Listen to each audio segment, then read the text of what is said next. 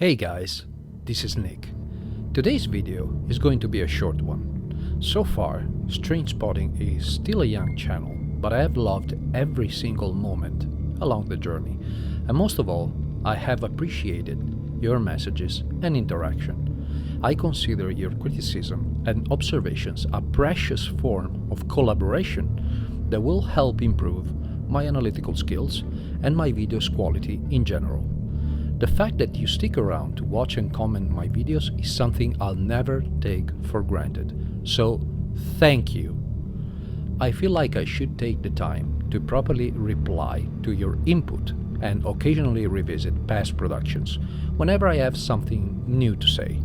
I will begin with the video that started it all, the Pennsylvania White Bigfoot. I reviewed all your comments and singled out 3 key items I'd like to reply to in video format. I'd like to address first Sasha Benoit, hope I'm not butchering your last name, who asks if I could assess the subject's shoulder width and compare it to human body ratios. Thanks for your question, Sasha. Unfortunately, the video does not provide, even with severe exposure and luminosity enhancements, and I've tried everything I could, with a clear view of the subject's upper body, so it's not possible. I'm sorry. The second comment I'd like to answer to is from D.A. Thorndike, who writes, there was a local news segment that ran on the Carbondale news station WNEP 16 on July the 31st, 2008, that talked about local residents seeing a white or albino Bigfoot in the Carbondale area. This was aired at almost the same time this video was shot, so it corroborates this video to some extent. Thank you so much for this piece of info, DA. If you or anyone else come across a link to this news segment, please let me know.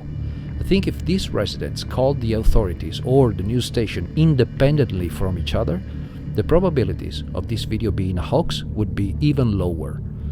Last but not least, I'd like to answer what many of you, beginning with Bronson Westbrook, who I thank for the comment, pointed out as an element indicating that the subject is a person wearing a mask: the lack of eye shine.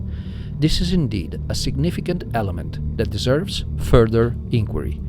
I don't have a definitive answer to why we don't see any eye shine, but I can provide some counter-arguments which are not meant to be contentious in the least. The first thing I'd like to point out is that the idea of Sasquatch or Bigfoot being a nocturnal animal is an assumption. We don't know for sure. There is certainly a good deal of information in eyewitness reports that points in that direction, but until one is captured or carefully observed in its natural habitat, we can't establish as fact that this species has a Tapetum Lucidum, as the layer of tissue that reflects light in the darkness is scientifically denominated. The other important observation is that although our collective concept regarding the subject is framed as a single species, the reality is that Bigfoot and Sasquatch are just umbrella terms we use to lump together many different things. Eyewitness reports details about physical features of the creatures encountered vary significantly. The thing is, if the unexplored forests of the world are a viable habitat for apes or hominids of large size, the most likely possibility is that there could be different species and subspecies who have evolved different adaptations.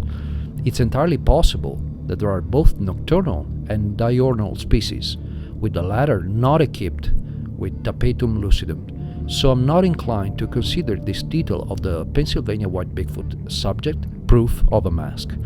My last counter-argument is that after looking carefully at the enhanced photograms of the clip, it's quite possible that what we're looking at is an old individual.